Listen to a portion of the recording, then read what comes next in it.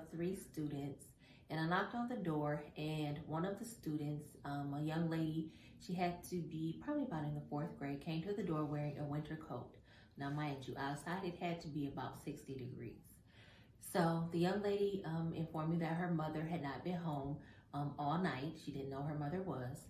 And the door was cracked just enough to where I could see into the living room. There was food and debris all over the floor. There was a table flipped over. There was probably about a 10-month-old baby sitting on the couch, dumping chips or some sort of food in his mouth. And then next to the baby was a little girl, probably about 2 years old, doing the same, dumping food in her mouth. The baby did not have on a diaper. And then another little girl came to the door. She had to be about 5 years old.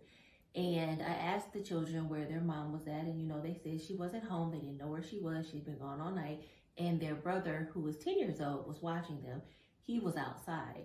So as I'm turning around on the porch, the 10-year-old runs up.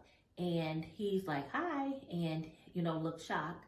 And so I asked him, I said, does your mom leave you home often alone? And he was like, no, So I had him go in the house, and I asked him to put a diaper on the baby. And I told him to go in the house and call his mom and let her know that someone came to do a home visit. And I had him stay in the house. And I went back to the car, and I called the local police to ask them to come out and do a welfare check, because I was concerned that there was no adult at that home for the children. So the police came out, they did a welfare check, and they said that the home was not livable, that mom had not been living in the home with the children. Neighbors told the police that mom had just been coming and dropping food off to the children and leaving. So the children were taken to the police station, and mom arrived to the police station, and they took her into custody. The children were taken and placed with the family member, and they are now safe, and they returned back to school that following Monday. Concentric is an educational support that goes out to homes to identify the barriers that prevent children from coming to school, that identifies why there are behavior issues or academic issues. So we bridge the gap of communication between the home and the school.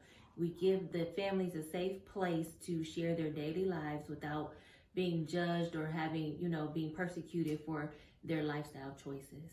If I had not done that home visit, I feared that the children would have been harmed. Like, they could have froze to death, they could have starved to death. I mean, it could have been a fire. No one knows what would have happened, but I just feel like something bad would have happened. I had to follow my intuition and just reach out for help, because people saw what was going on and no one did anything. So I just wanted the children to be safe.